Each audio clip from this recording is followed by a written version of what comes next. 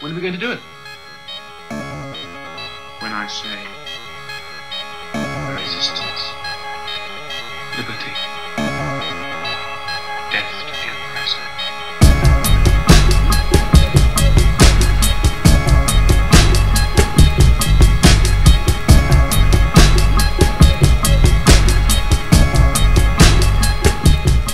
Épisode C. Le discours des ingénieurs sur l'économie, défini comme système de production, ce qu'on appelle en général l'économie fondamentale, est à la base de l'égarement du marxisme retourné en gestion supérieure de l'économie socialiste.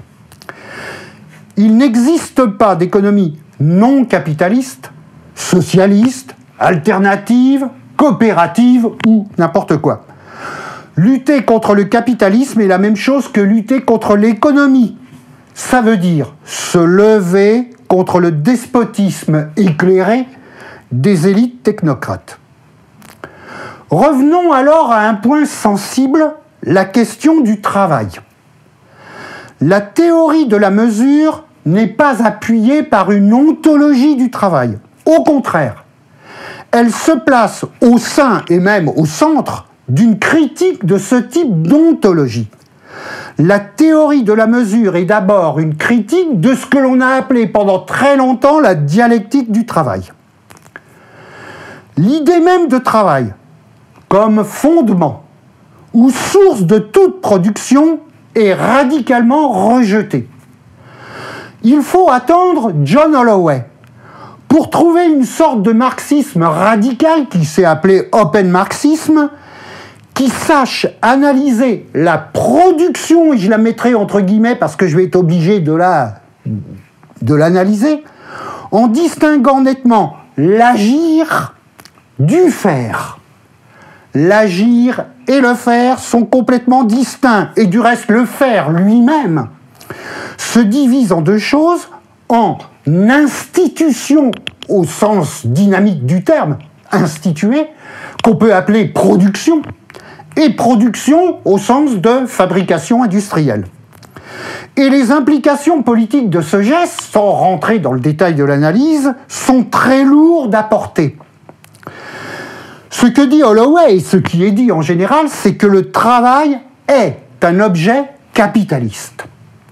Si le travail est un objet capitaliste, une catégorie du capitalisme, alors il est constitué par le processus même de l'institution de l'économie, c'est-à-dire par le processus de mesure. Par exemple, par la monétarisation, et vous le savez bien, généralement la monétarisation, historiquement, s'est produite par l'intermédiaire de l'imposition par l'État des impôts monétaires.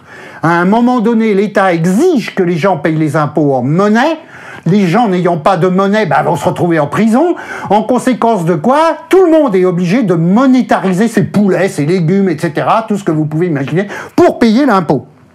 Si l'on préfère, dans l'ensemble des généalogies du capitalisme, il y en a un paquet possible, etc., il y a une place pour la généalogie du travail salarié. Mais j'insiste, la généalogie du travail salarié est un élément des généalogies du capitalisme. C'est un élément de construction du capitalisme pour comprendre la construction du capitalisme.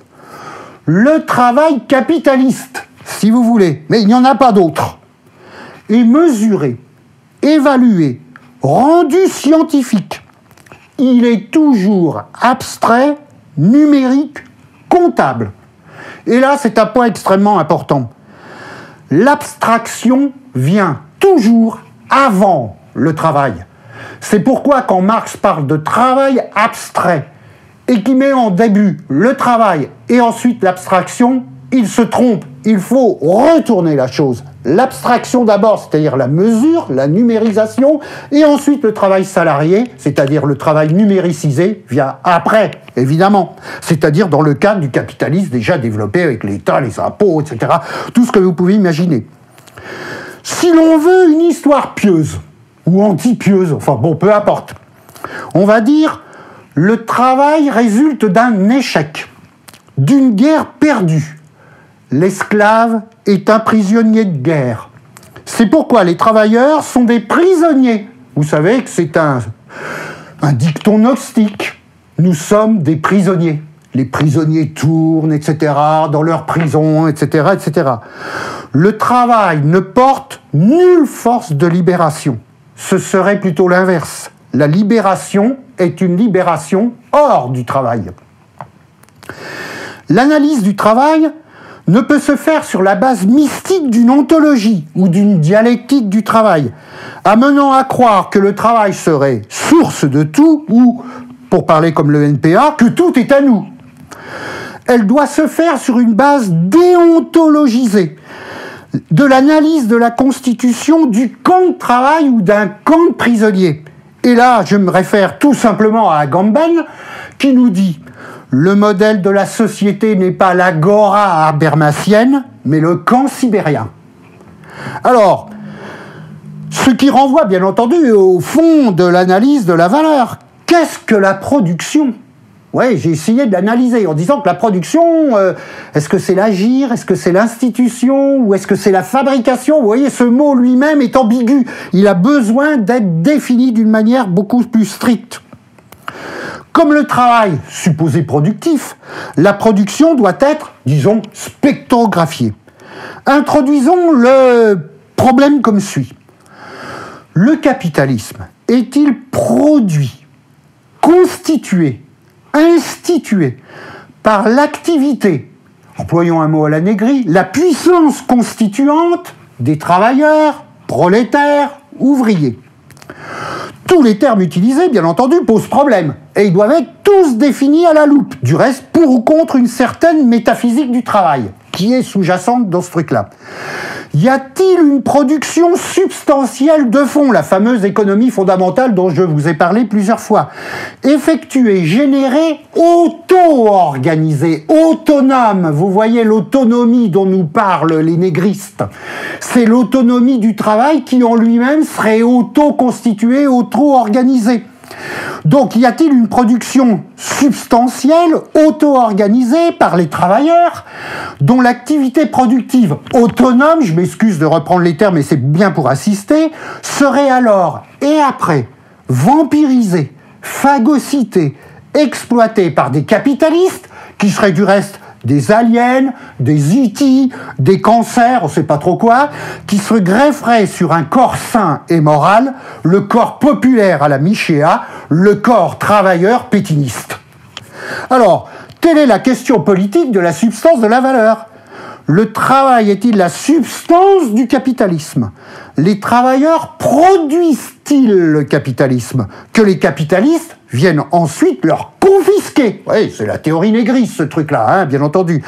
L'analyse de la mesure rejette, en répondant non à toutes les questions précédentes, cette métaphysique du travail. L'analyse de la mesure conduit à une politique antitravailliste parce que le travail n'est pas quelque chose qui produit le capitalisme, mais qui est produit par le capitalisme. Ce qui implique un certain nombre de choses. L'idée universaliste.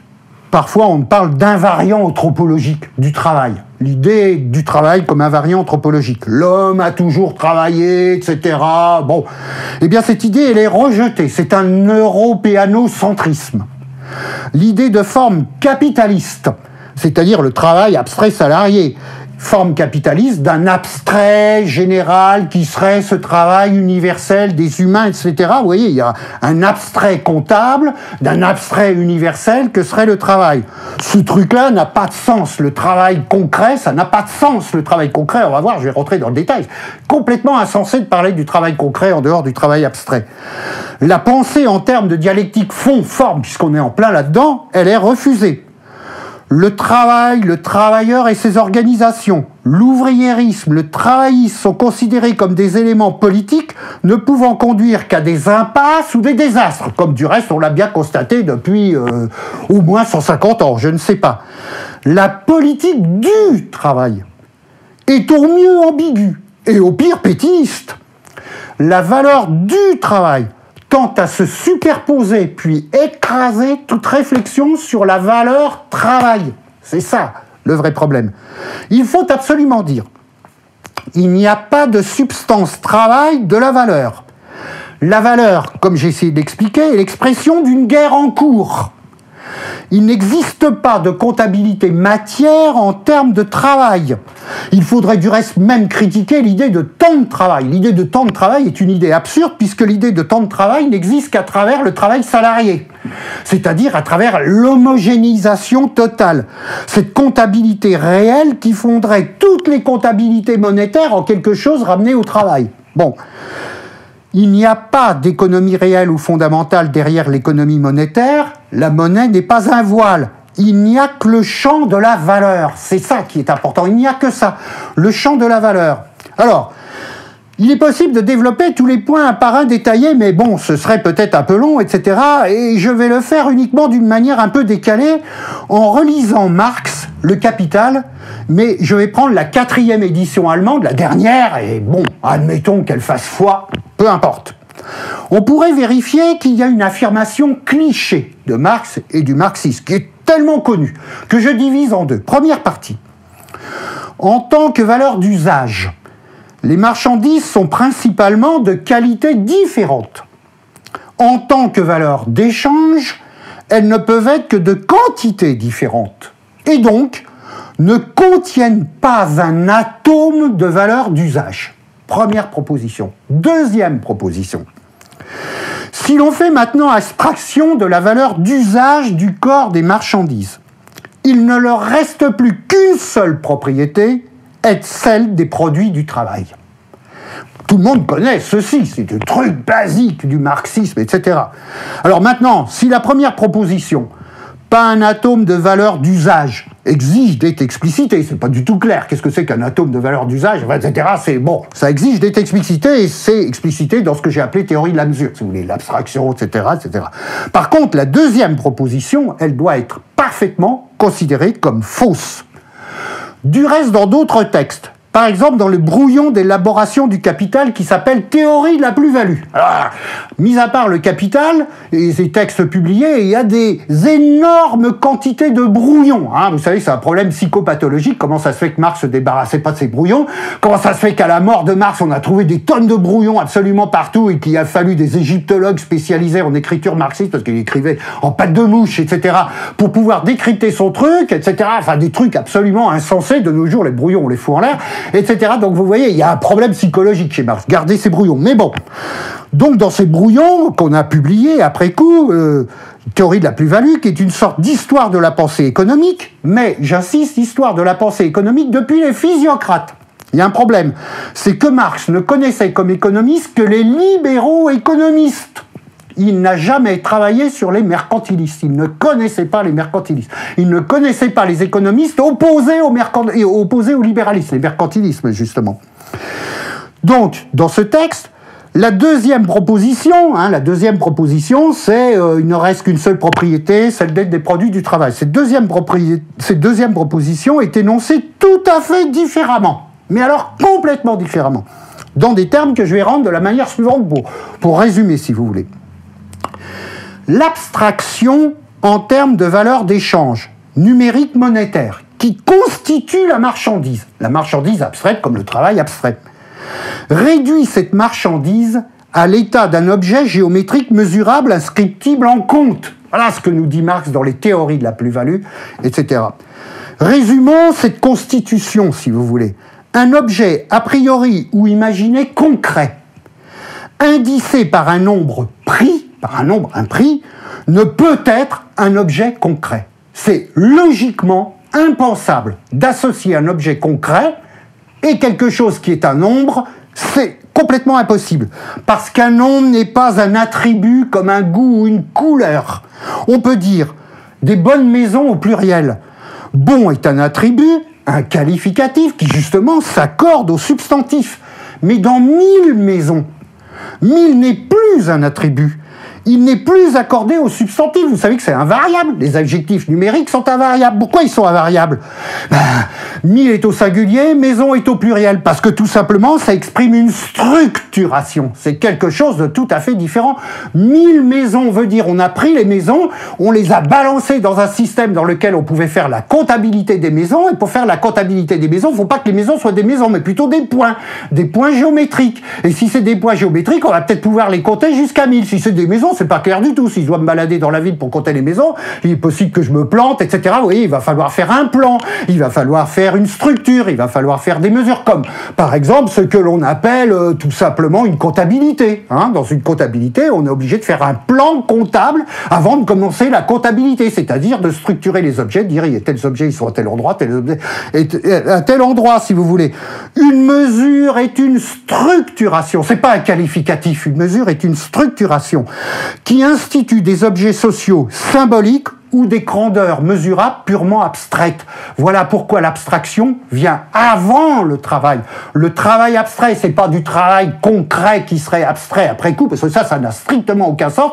C'est quelque chose de tout à fait différent. C'est une mesure générale, c'est-à-dire le capitalisme dans son fonctionnement, etc., comptable et tout ce que vous pouvez imaginer, monétaire, bancaire, enfin tout ce que vous pouvez imaginer, qui s'exerce et qui, à un moment donné, s'empare des individus et les transforme en serfs. Ah, ce que ça veut dire, le travail abstrait. Application. La dernière application que je ferai, mais qui est tellement intéressante ou amusante. La relation entre salaire et monnaie. Ou entre salaire et travail, du reste. Il est souvent énoncé que le salaire est la mesure, la représentation, j'en ai parlé, du travail effectué. Cette idée morale, j'insiste, c'est une idée morale, scientifiquement fausse, mais moralement dominante. Le travail est mesuré par son salaire. Un bon travailleur a un bon salaire, un mauvais travailleur a un mauvais salaire. Un mec qui travaille beaucoup, il gagne beaucoup. Un mec qui travaille peu, il gagne peu, etc. Sarkozy, enfin tout ce que vous pouvez imaginer, ouais, bref, bon, etc. Voilà. Mais c'est un truc moral. La liaison comptable par un opérateur numérique du travail. Et j'insiste, revenons sur ce que je n'ai pas dit sur le travail. Le travail est a priori non homogène. Concrètement, on ne sait pas ce que c'est que le travail. Ça n'existe pas, le travail. Il y a le boulanger, le charcutier, l'avocat, le prof, tout ce que vous pouvez imaginer. Et puis maintenant, prenons un exemple. Comment comparer le boulot, allez, j'ai employé le mot boulot pour un travail concret, ce sera un boulot. Comment comparer le boulot du charcutier et le boulot du prof? Ah, le charcutier va dire, le prof, il fout que dalle. Et il parle, etc. Mais moi aussi, je suis capable de parler quand je vais au bistrot après une pâte, vous allez voir, etc. Et donc, on devrait me payer cher, etc. Et le prof va dire, ouais, mais le charcutier, c'est des conneries qu'il raconte, etc. Qu'est-ce qu'il fait? Il coupe des cochons, dégueulasses, vous voyez? Donc, il n'y a pas de travail au sens large. Ça n'existe pas, un travail concret. Le travail concret, ça n'existe pas. Le travail est a priori non homogène. Et de l'autre côté, on a le salaire. Qu'est-ce que c'est que le salaire? Le salaire, au contraire, c'est un nombre monétaire, homogène, additif, qui permet de comparer tout le monde, etc. Dis-moi combien tu gagnes, je dirai qui tu es. Tu gagnes rien, donc t'es une merde. Tu gagnes beaucoup, donc t'es un chef, etc. Enfin, vous voyez, de dire, c'est extrêmement simple. Et bien entendu, cette liaison soulève un paradoxe logique, qu'on a l'habitude d'appeler le paradoxe de Russell, etc. Ce paradoxe logique est qu'il est impossible de lier un objet concret et un nombre mathématique. Ça n'a pas de sens, on vient de le voir sur cet exemple. C'est facile à généraliser, je veux dire, il n'y a pas de problème. La résolution de ce paradoxe amène à affirmer quelque chose de très clair, le salaire ne mesure pas le travail.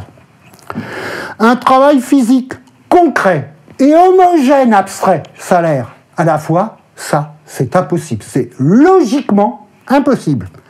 Il est impossible de comparer les travaux indépendamment de leur mesure monétaire. Vous voyez l'inversion?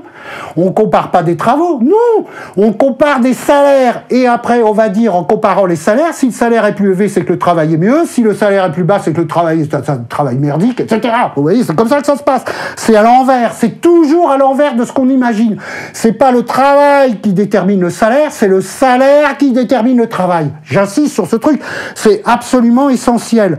Le travail concret, pour parler comme Marx, unifié, n'existe pas. Il n'est composé que de travaux incommensurables. Mais en tant que mesure, le salaire, le travail abstrait, donc le salaire est constitutif d'un champ de commensurabilité qui définit les objets mesurés, abstraits totalement par la commensurabilité. La question de la valeur monétaire ou mesure monétaire comptable doit être examinée du point de vue de l'institution de l'espace social économique, où les humains, et voilà ce qui va déterminer le travail, les humains sont triés, classés, rangés, ordonnés, hiérarchisés. C'est ça le nombre. Qu'est-ce que c'est qu'un nombre? Tri, classement, rangement, ordonnancement, hiérarchisation. Vous savez, la relation d'ordre. 1 est plus petit que 2, qui est plus petit que 3, etc. La relation d'ordre, c'est une relation politique que les mathématiques mettent, bien entendu, à la base. Qu'est-ce que c'est que cette géométrisation du monde? C'est tout simplement la constitution, étape par étape, petit à petit, par l'intermédiaire de quelque chose qui paraît le summum de la scientificité, le nombre, le calcul, etc., d'un état despotique fondé sur le calcul.